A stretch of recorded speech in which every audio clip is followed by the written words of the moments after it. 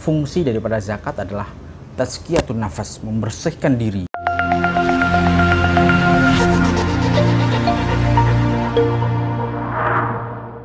Assalamualaikum warahmatullahi wabarakatuh.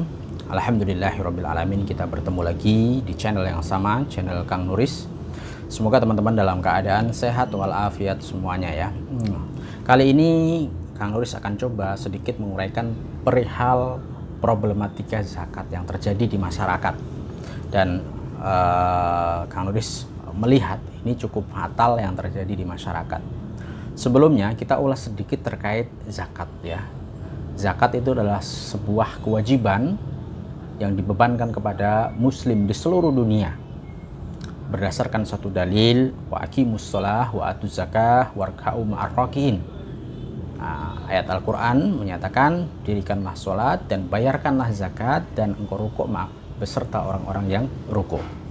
Itu dalil utama untuk kita semua mengharuskan seorang muslim membayar zakat.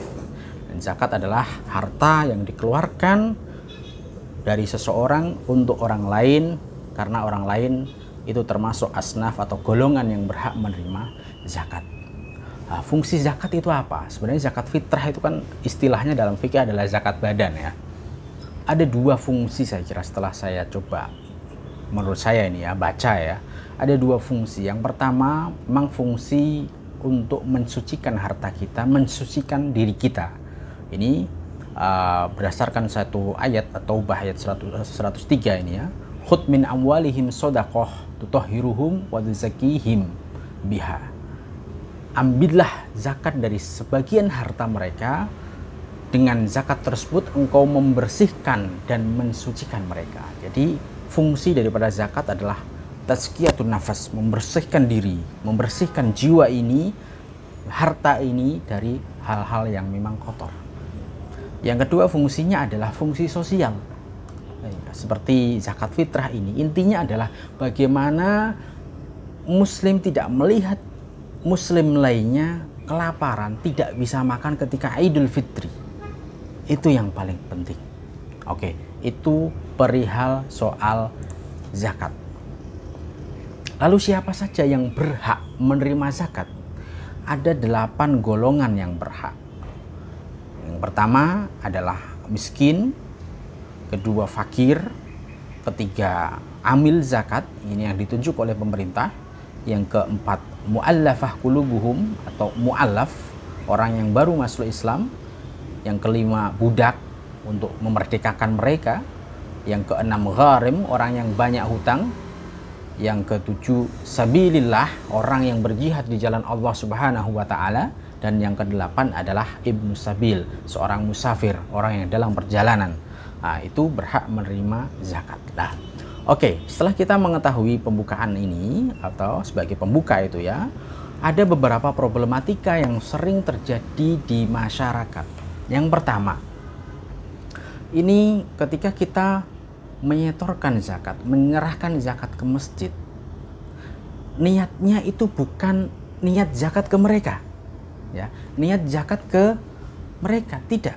Niatnya adalah mewakilkan zakat ke mereka.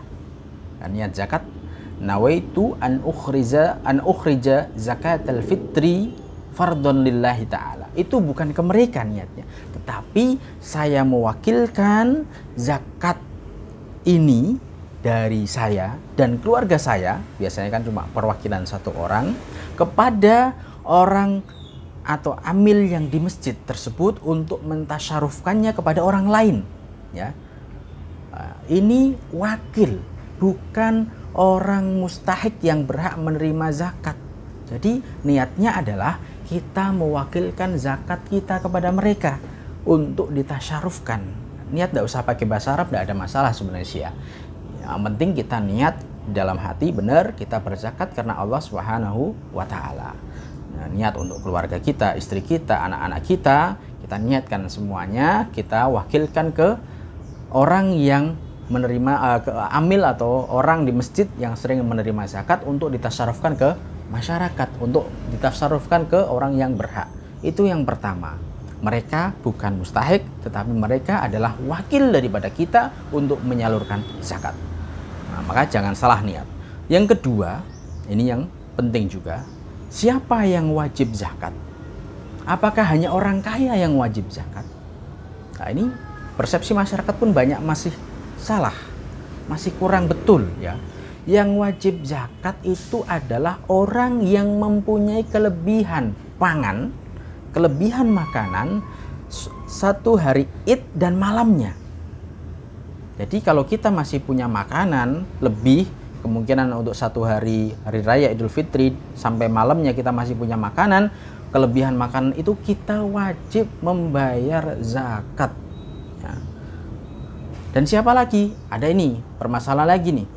Orang yang lahir sebelum hari raya Idul Fitri tapi lahirnya setelah maghrib, itu tidak wajib zakat. Akan tetapi kalau lahirnya sebelum maghrib, itu artinya dia Ramadan terakhir sore-sore lahir, berarti dia wajib dizakati.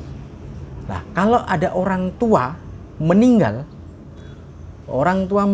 setelah maghrib dari Ramadan yang terakhir, puasa Ramadan yang terakhir, maka dia wajib juga zakat. Nah, ini kalau meninggalnya sebelum daripada maghrib malam Ramadan yang terakhir, maka dia tidak wajib zakat.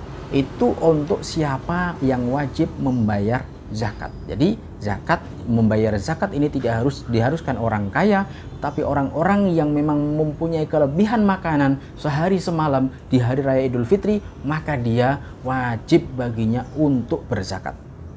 Yang ketiga, apakah orang setelah berzakat dia boleh dizakati kembali? Nah, ini kalau mungkin orang tersebut selesai ke masjid, dia zakat ke masjid, apakah boleh dia menerima zakat kembali? Boleh. Ya, asal bukan dari zakatnya yang tadi dikembalikan lagi ya. Tapi boleh dia menerima kembali atas nama asnaf, atas nama golongan yang berhak menerima zakat. Ya, mungkin dia fakir atau miskin atau dia juga mungkin banyak hutang. Boleh-boleh saja menerima zakat kembali. Tapi yang penting zakatnya bukan darinya sendiri ya, bukan berasnya sendiri kemudian dikembalikan ke orangnya tersebut, tapi memang mungkin sudah ada dari yang lain, boleh diserahkan ke dia. Oke, yang keempat, ini waktu mengeluarkan zakat. Ini penting sekali ya. Waktu mengeluarkan zakat itu ada yang waktu jawas, boleh ya, mungkin sebelum hari raya Idul Fitri, sebelum atau sebelum puasa terakhir itu kita boleh, atau selama Ramadan kita boleh jawas hukumnya mengeluarkan zakat. Dan setelah maghrib terakhir sampai sebelum Idul Fitri, sebelum sholat, itu waktu yang paling afdol, waktu yang paling mulia untuk mengeluarkan zakat. Waktu makruhnya, yang dimakruhkan setelah dia sholat Idul Fitri sampai dengan waktunya maghrib, satu hari itu hukumnya makruh. Setelah itu hukumnya haram. Nah, yang akan saya bahas di sini adalah pentasarufannya. Ini perlu diingat, apalagi musim pandemi seperti ini, kita tidak bisa tasarufkan semena-mena kan? Ya, waktunya, tempatnya, kita kan juga tidak bisa ruang gerak lebih banyak kan untuk sekarang ini. Nah, ini tasarufnya juga waktunya segitu. Ya, bisa ditasarufkan sebelum Ramadan juga boleh langsung ditasarufkan. Terus bisa ditasarufkan sebelum sebelum sholat Id juga boleh, sampai dengan satu hari di sholat Id tersebut, di hari raya itu, di 1 Syawal itu boleh. Tetapi setelah itu haram hukumnya dan itu dinamakan qadha zakat. Nah, itu tidak diperbolehkan ya. Ini maka amil-amil atau yang di masjid itu, mereka punya amanah yang besar, mereka punya amanah yang harus dijalankan, yaitu mentasarufkan zakat sebelum sampai pada batas waktu keharaman. Nah, ini penting untuk semuanya. Sekian, mungkin bisa dimanfaatkan teman-teman. mungkin bisa bermanfaat bagi kita semua. Sekian, assalamualaikum warahmatullahi wabarakatuh.